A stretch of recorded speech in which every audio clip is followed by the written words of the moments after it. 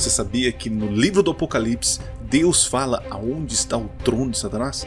Quer saber mais sobre isso? Então fique até o final e confira mais um segredo revelado.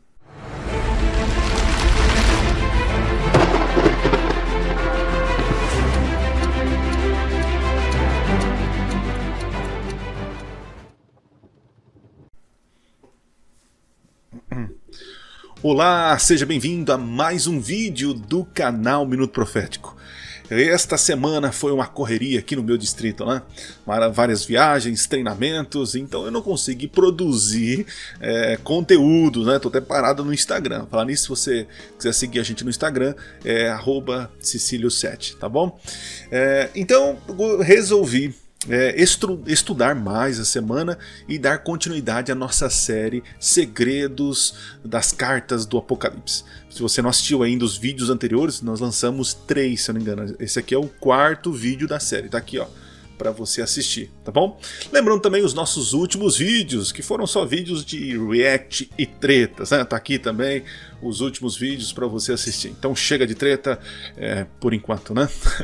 E é triste que eu recebi vários vídeos aí, pessoas repetindo os mesmos argumentos, né? Claro, as pessoas talvez não viram o meu vídeo, né? Mas é triste. Eu vi agora recentemente um pastor assembleiano, um baita de um pregador, repetindo os mesmos argumentos. Parece que não entra na cabeça deles, né? Que a gente responde, que a gente não acredita nisso, e eles ficam insistindo. Mas deixa para uma próxima oportunidade, né? A intenção desse canal aqui é produzir conteúdo sobre profecias. E em algum momento a gente vai dar nossa opinião doutrinária, né? Como eu sou um pastor adventista, então o viés aqui é adventista, né? Outra coisa, né, que eu preciso deixar muito claro, de todos os meus vídeos aqui, tem quase 500 vídeos aqui, eu acho que tá chegando perto disso, né? Se tiver 3 falando sobre Ellen White, é muito, né? Então só para o pessoal aí entender que a gente não fica só falando de Ellen White, algo parecido. Nem sei porque eu estou falando isso, né? Deve ser porque é a vibe do momento. Mas vamos para aquilo que interessa. Hoje nós vamos estudar sobre a carta à igreja de Pérgamo, né? É uma carta interessante, que tem algumas aplicações, e eu queria fazer essas aplicações com você. Para você entender melhor, assista os outros vídeos, porque se Deus assim abençoar, nós chegaremos até o final, a igreja de Laodiceia. Beleza?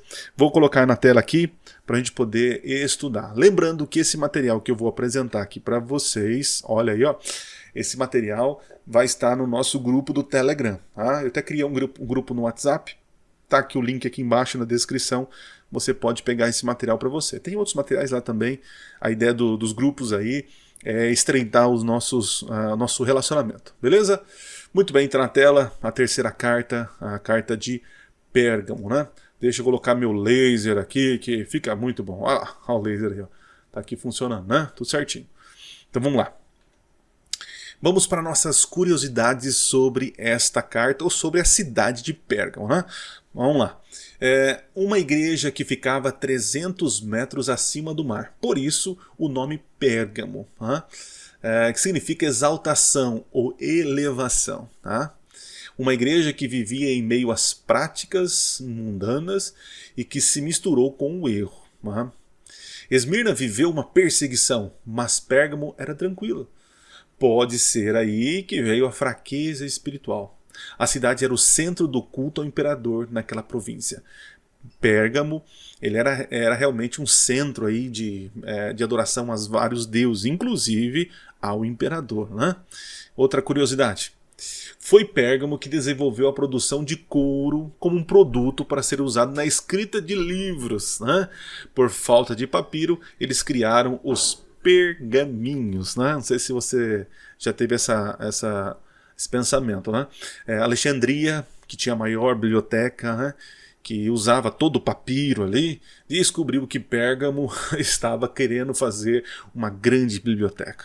Então vetaram, né, o transporte e a produção, o envio, né, de papiro.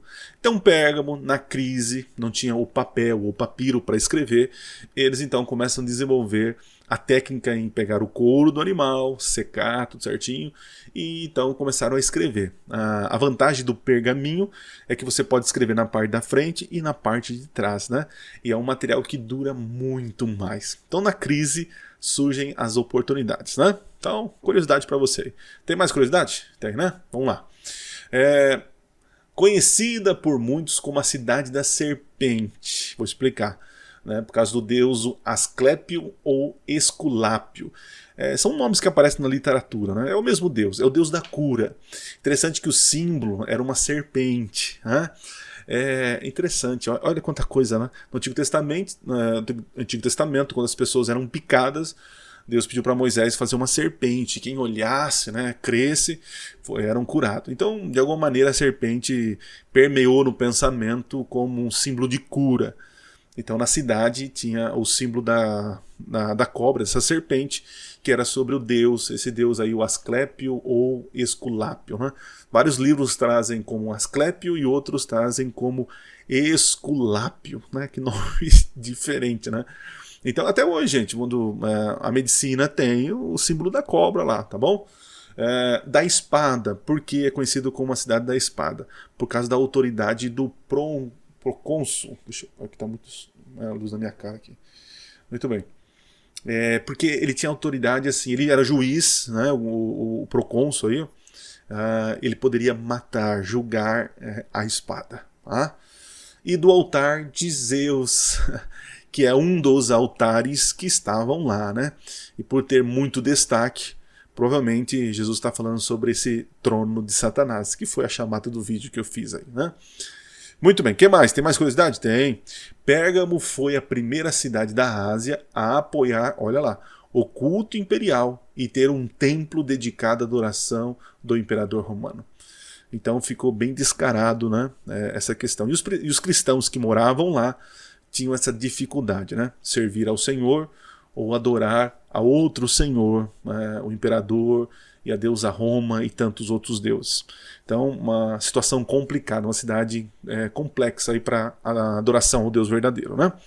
Então vamos ao texto. O primeiro verso diz assim: ao anjo da igreja em Pérgamo escreve. Né? Eu vi recentemente um vídeo aí de um pastor na internet, muito bom, né, sobre as cartas, e ele acredita fielmente que esse anjo é literal, é o anjo literal. Né?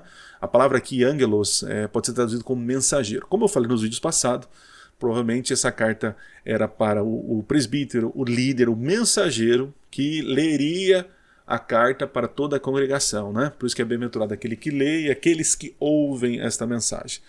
Então, para mim é um símbolo isso aqui, não é literal um anjo voando com asas e lá. Né? Muito bem, continuando. Estas coisas diz aquele que tem a espada afiada de 2 gumes. Né?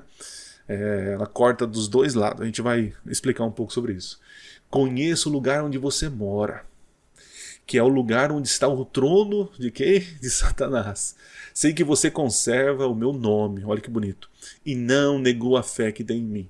Mesmo nos dias de Antipas, minha testemunha, meu fiel, que foi morto na cidade de vocês, aí onde Satanás habita. Olha só. Vamos analisar esses versos aí. Né? Então, primeiro, revelação de Jesus. Jesus, toda vez que começa uma carta, ele faz uma revelação de si mesmo, e essa revelação de si mesmo, de alguma maneira, é a cura para o problema. Tá? Então Jesus diz o seguinte, que ele é a espada afiada de 2 gumes. Por quê? Por quê? Havia heresia, mentiras que precisavam ser expostas através da verdade. A palavra, né? Uma referência ao poder do governador, que na cidade tinha o direito de julgar e de tirar a vida na espada.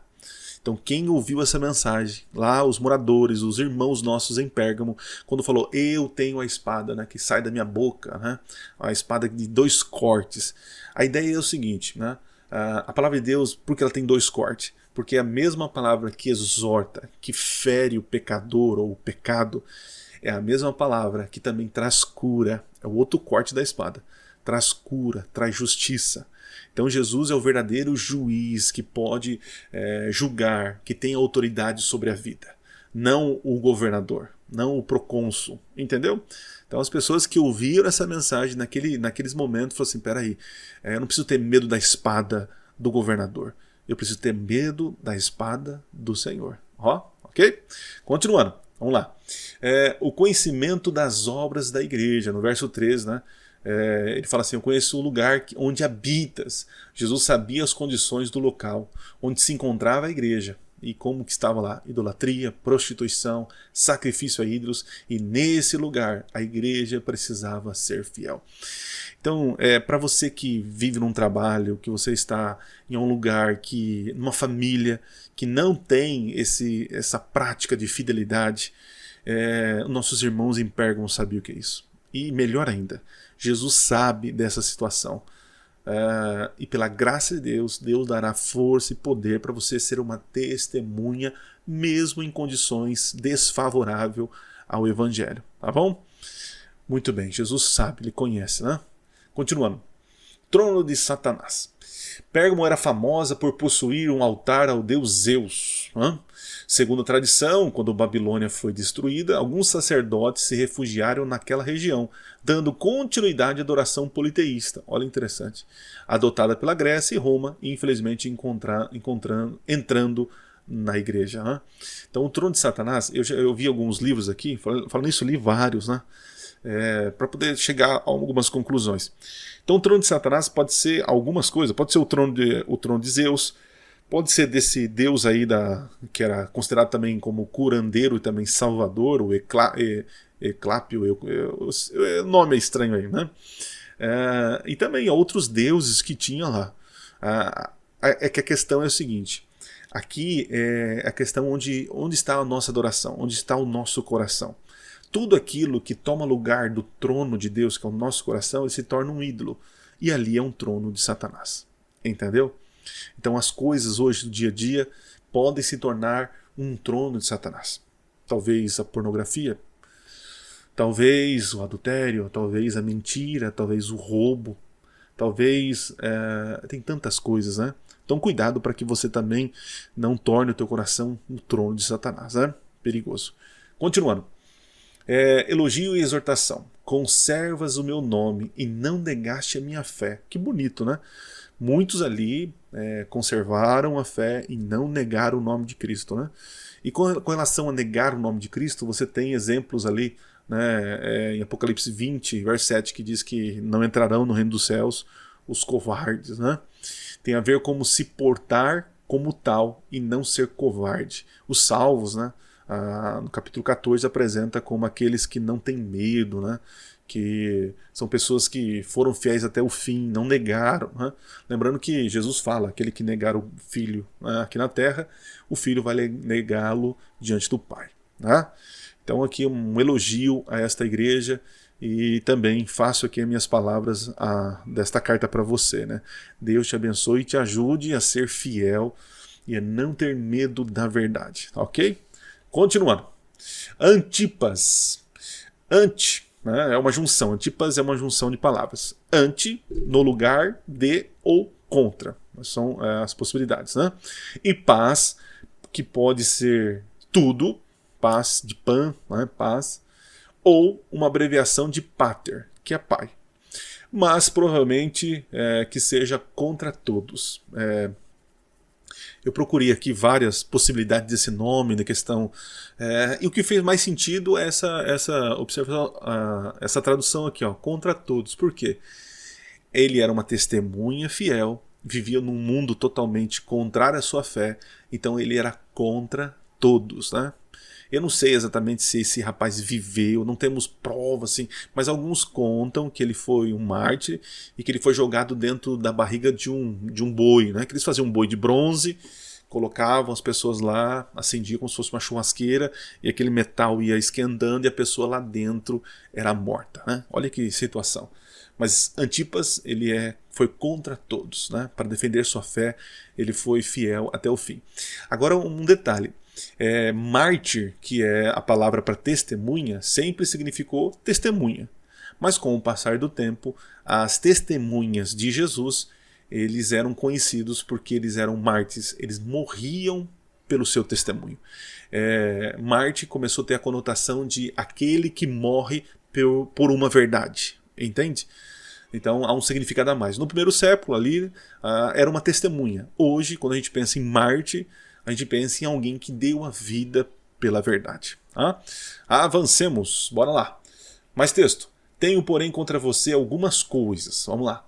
Estão aí em seu meio os que sustentam a doutrina de Balaão, Balaão aqui, o qual ensinava Balaque a armar ciladas diante dos filhos de Israel, para que comessem, olha lá, coisas sacrificadas aos ídolos e praticasse a prostituição. Vocês vão entender. Além disso, estão também aí em seu meio os que seguem a doutrina dos Nicolaitas. Num vídeo recente, segundo vídeo da igreja Éfeso que eu fiz aqui, eu expliquei um pouquinho sobre esses Nicolaitas. Vamos só relembrar. Então vamos lá, interpretando.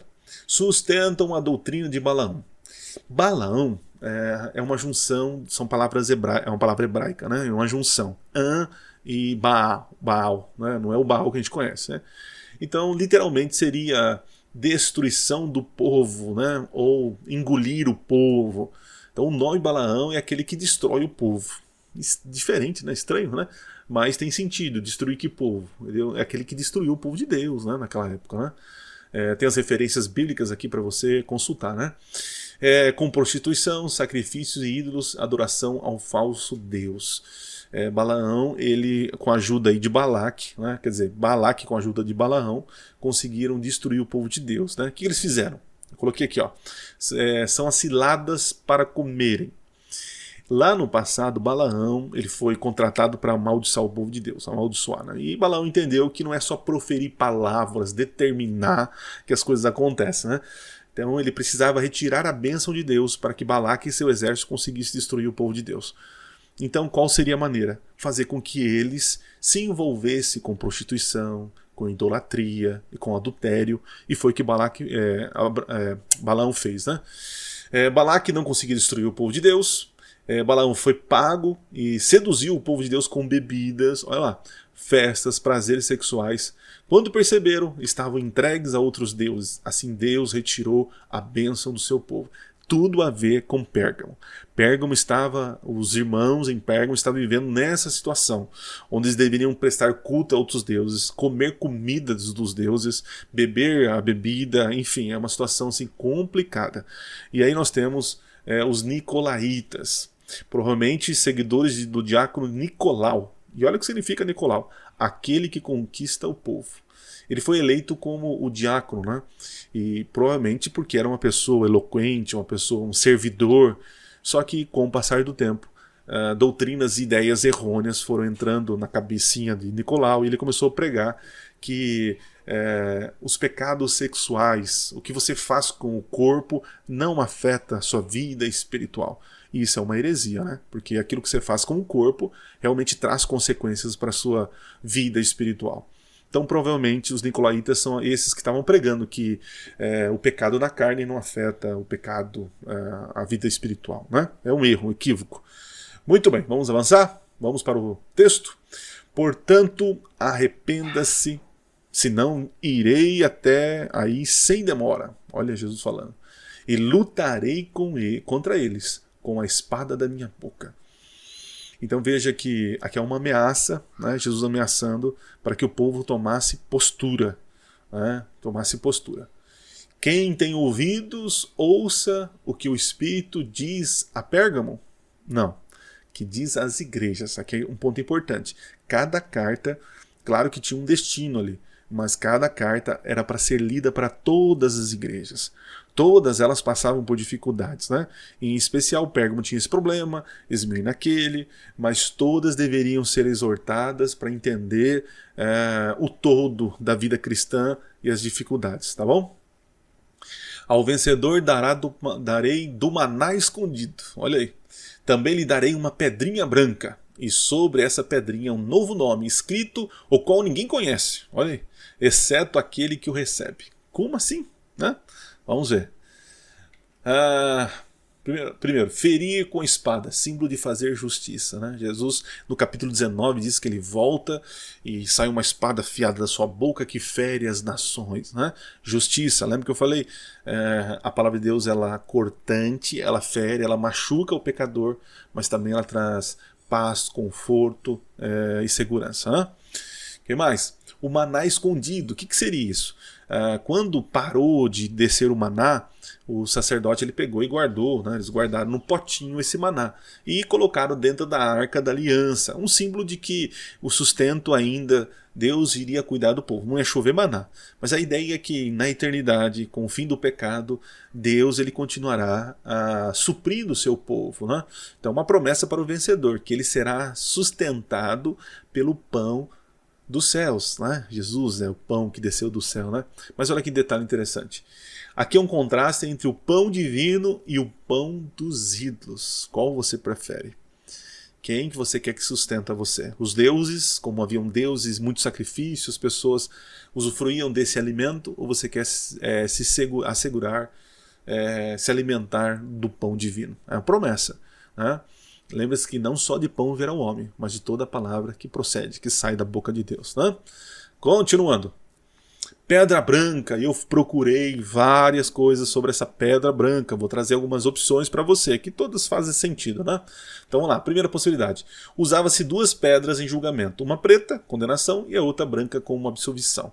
É uma possibilidade, né? O Império tinha esse costume, né? Encontrado em poucas literaturas, não é nada farto, mas é uma possibilidade. Segunda possibilidade. Para convidar pessoas a um evento importante. Então a pessoa recebia uma pedrinha com seu nome para um evento importante. Também encontrei isso nos comentários. Pode ser também. Aqui pode ser... É interessante, né? A pedrinha no conceito de absolvição faz sentido, né? É uma pedrinha de que você venceu e foi absolvido. Outra coisa, Deus está convidando o seu povo para um grande evento, né? Bonito também, faz sentido. E a terceira opção, né? O governador presenteava o cidadão com uma pedra branca, como se fosse uma medalha, um prêmio. Faz sentido também. Deus vai presentear o vencedor. Agora, que negócio é esse de escrito o nome, o novo nome, só ele sabe? Né? O que seria isso? Bom, novo nome. Em Isaías 56, 62 tem a ver com caráter. O nome na Bíblia tem a ver com caráter, né? E há um significado nisso. Só sabe aquele quem recebe. O que significa isso? Somente quem passa pelas tribulações desta vida sabe o seu sofrer, a sua angústia. Né? Temos isso em Apocalipse capítulo 14. Ninguém pode aprender senão aquele. Aqui, ó, essa referência de Apocalipse capítulo 14 diz que os 144 mil salvos cantarão um cântico. Só eles sabem cantar, né? Por causa da sua experiência. Então assim, por exemplo, Abrão mudou o nome de Abraão, por causa de uma experiência, que ele teve fé e confiou na promessa, então foi mudado o nome. Jacó, a mesma coisa.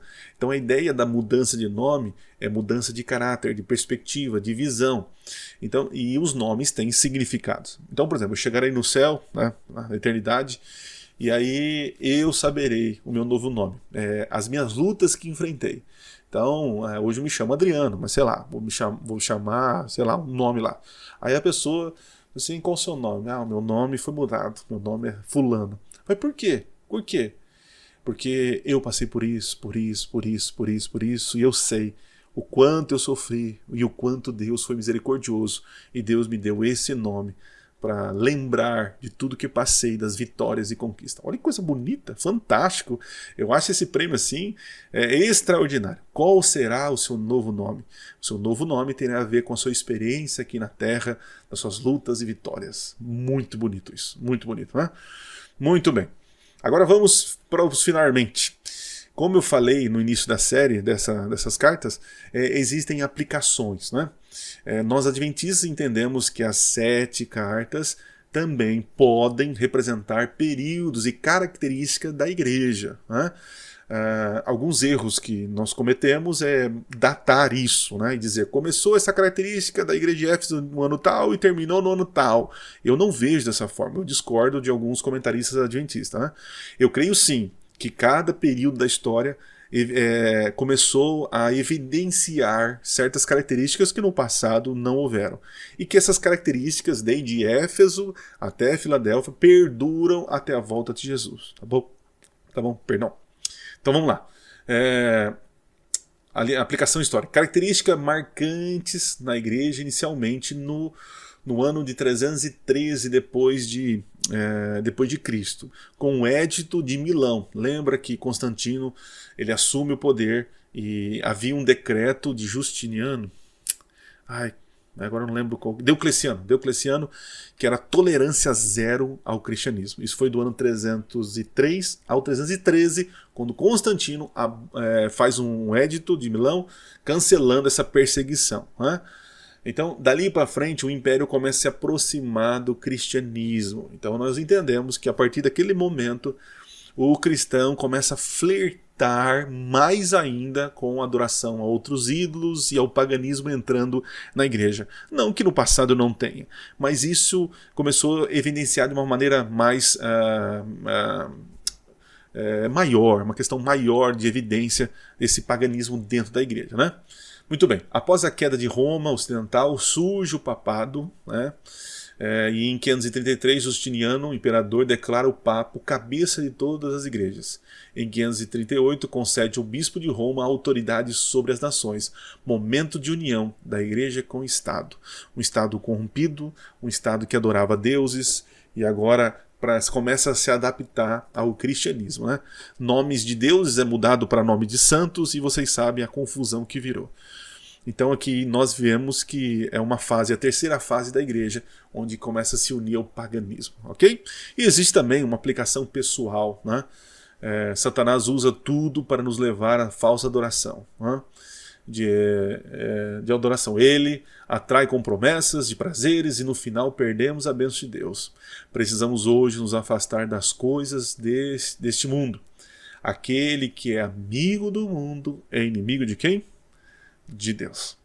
Uma excelente carta, né? Algo que traz muitos ensinamentos para nós, né?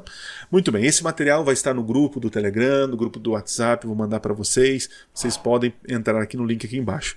Espero que vocês tenham gostado desse conteúdo, né? Já se inscreve se você não se inscreveu até agora, curte se você não curtiu no começo, né? E compartilhe para os seus irmãos do WhatsApp aí que queiram aprender um pouquinho mais. Eu sempre falo que eu não sou o dono da verdade, mas a ideia aqui nesse canal é aproximar o nosso conhecimento bíblico sobre as profecias. Tá bom, gente? Um forte abraço, nos vemos no próximo vídeo e não se esqueça, Minuto Profético. Nunca foi tão fácil estudar profecias. Valeu, gente. Deus abençoe vocês. Fui. Onde interromper aqui? Aqui.